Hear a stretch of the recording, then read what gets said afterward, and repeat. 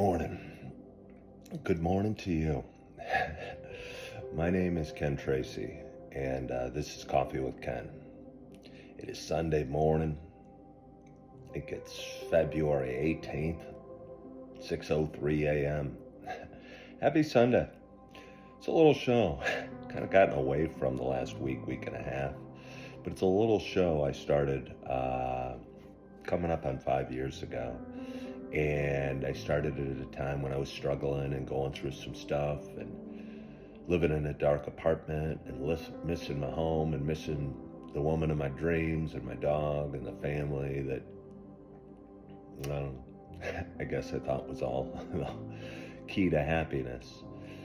And it's kind of been a show about me taking each step and moving forward each day and trying to get a little better and trying to be a little more okay and trying to deal with, struggles and anxieties that I think probably hit us all. Certainly hit me, but I think probably hit us all.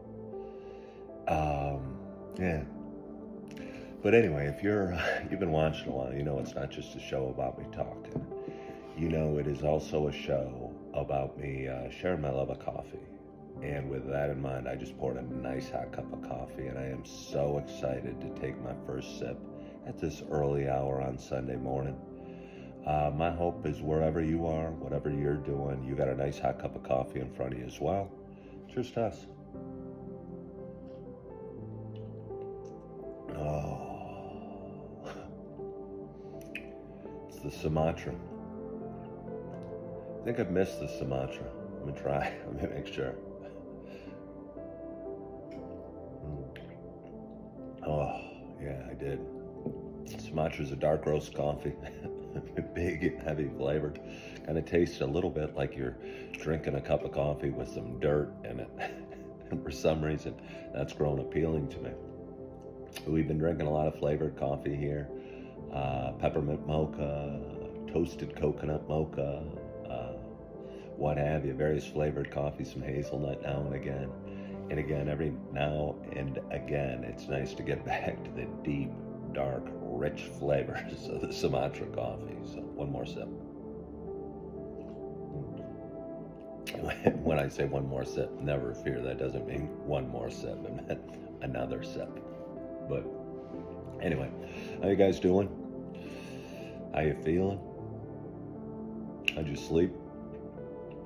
I slept fairly okay.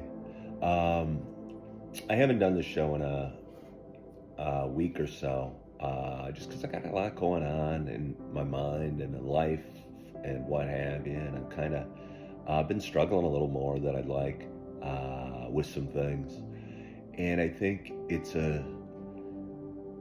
I wanted to go on today just to kind of talk about that and maybe to help others realize that no matter how good it looks on the outside or how clean the car is of the neighbors are driving, that I think we all have struggles and we all have challenges, and no matter if we're living on the biggest house on the block or the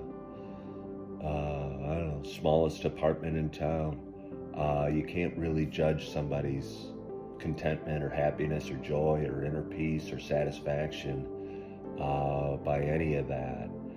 And I think just in my little journey over the last 5 years of doing this show, I'm learning to realize that life can be tough and relationships can be tough, and sometimes even getting up and putting your pants on and putting your shoes on and getting out the door can be tough.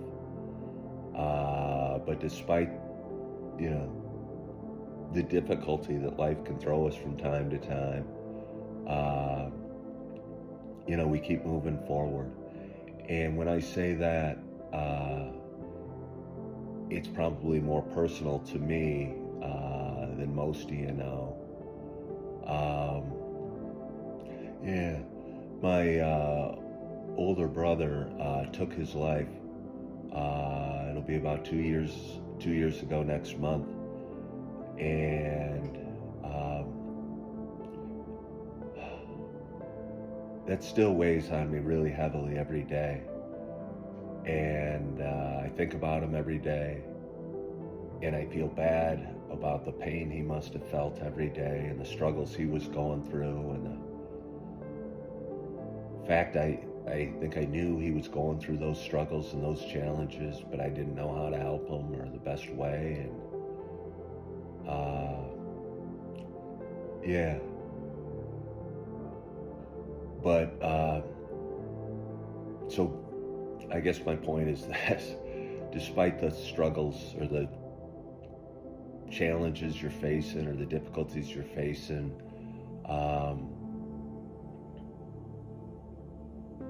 say a little prayer, find something to be thankful for, get your shoes on, get your pants on, go outside, take your dog for a walk, look up at the stars, thank God for something, find something to thank God for. Because believe me, I know life can be tough, and I know the thoughts that are bouncing around in our head can be tough. And but then I think back to yesterday. I went to a track meet of my two older girls and saw their smiles and saw their faces after they finished their races. And it's kind of funny. It was my daughter Morgan. She's a freshman in high school. Her very, very first high school track meet ever.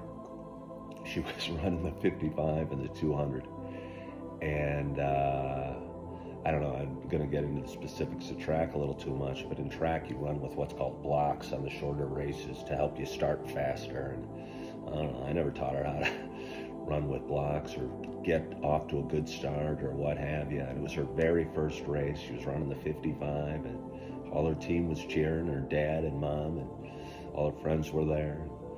She was sprinting her little heart out the first 30 meters down the track, and she's tripped and she stumbled and she fell, and everybody saw. And it was her very first track meet of her high school career. And I said, as a parent would be, oh my gosh, she just tripped and fell. But she got up and she finished the race. You know, it's only a 55-meter dash. She probably normally would have done it in about 7 seconds or 8 seconds or whatever, and she finished in 10 or 11 seconds. And I think it was a perfect way for her to start her track career. And lesson in life that sometimes, no matter how fast you get out of the blocks or how fast you start the race or how good you think you're doing, occasionally in life you're going to trip and fall, and you're going to scrape your knee and you're going to scrape your arm. And she wore a bandage on her knee and her arm the rest of the meet. But there's really only one thing to do, and that one thing is pick yourself back up and finish the race. And I can't tell you how proud I was of her yesterday and her good spirits, despite the, what could have been a tough way to start your track career.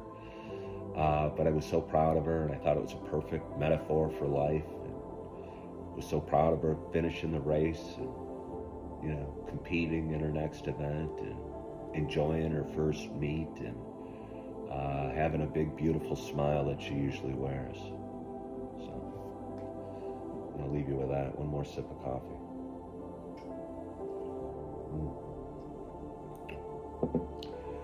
Again, it's Sunday morning. I hope you're having a wonderful, wonderful weekend. I hope you're feeling good. I hope you're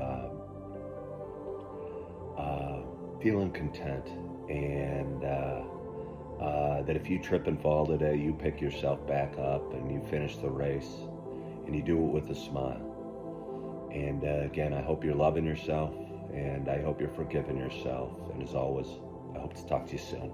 Bye-bye.